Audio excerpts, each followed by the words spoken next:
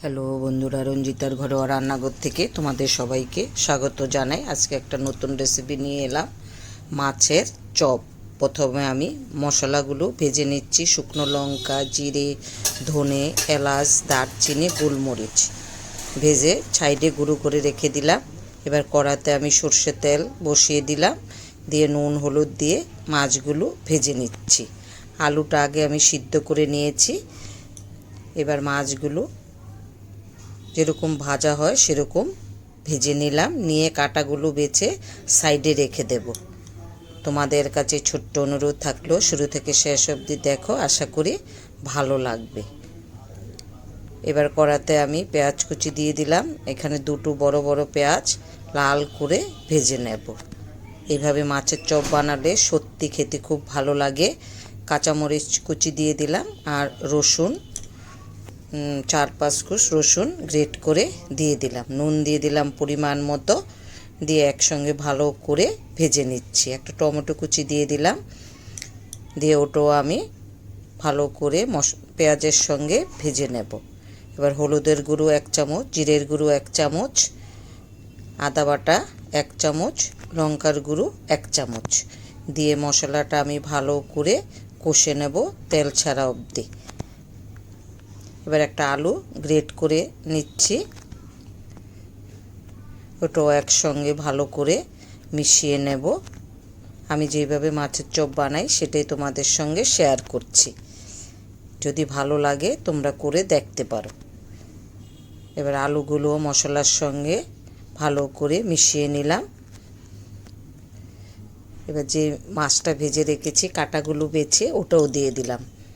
এইভাবে সত্যি মাছের চপটা যারা কখনো খাওনি একবার হলো বানিয়ে খেও, খুব ভালো লাগে খেতে, খুব সুস্বাদু হয়। এবার ভেজে রাখা মশলাটা দিয়ে দিলাম, দিয়ে একসঙ্গে মিশিয়ে নেব। বানাতে বেশি একটা টাইম লাগে না, কিন্তু আয়োজন করতে একটু সময় লাগে। একটু চিনি দিয়ে দিলাম ব্যালেন্সের জন্য। এইভাবে আমি শুকনো শুকনো করে নেব। দেখো হয়ে গেছে। এবার আমি নামিয়ে নিলাম পুরটা। এবার আমি ছোট ছোট করে বানিয়ে নেব, দুটো করে তোমাদেরকে দেখাচ্ছি।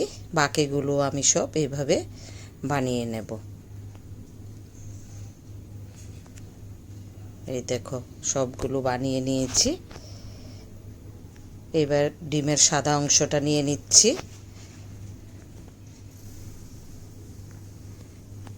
নিয়ে একটু নুন আর একটু গোলমরিচ আমি মিশিয়ে নিয়েছি।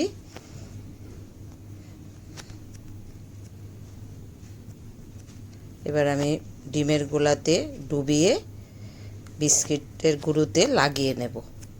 এইভাবে আমি সবগুলো আস্তে আস্তে করে বানিয়ে নিচ্ছি, দুটো করে তোমাদেরকে আমি দেখাচ্ছি। যদি রেসিপিটা ভালো লাগে তোমাদের ফ্যামিলির সঙ্গে একটু শেয়ার করে দিও।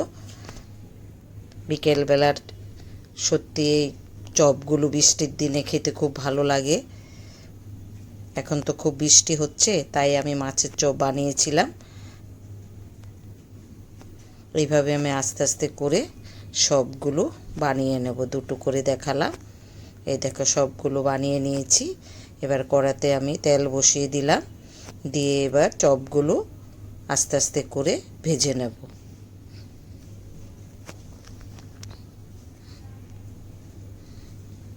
খুব সুন্দর একটা রেসিপি, যদি ভালো লাগে কমেন্ট করে জানাবে। এবার আমি অন্য পিঠ উল্টে দিচ্ছি।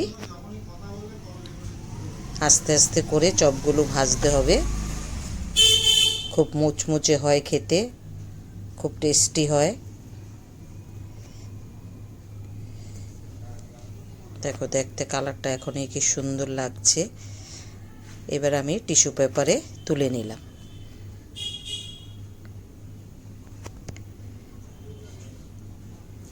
যারা যারা রঞ্জিতার ঘরোয়া রান্নাঘর সাবস্ক্রাইব করোনি সাবস্ক্রাইব করে নেবে, তাহলে নতুন নতুন রেসিপিগুলো দেখতে পাবে।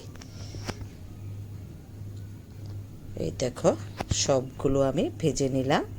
কিছুটা চপ রেখে দিয়েছি, সবগুলো ভাজিনি। যে কটা ভেজেছি সেটাই তোমাদের সঙ্গে দেখাচ্ছি। যদি ভালো লাগে তোমরা এইভাবে করে খেও। সবাই ভালো থেকো, সুস্থ থেকো, পাশে থেকো।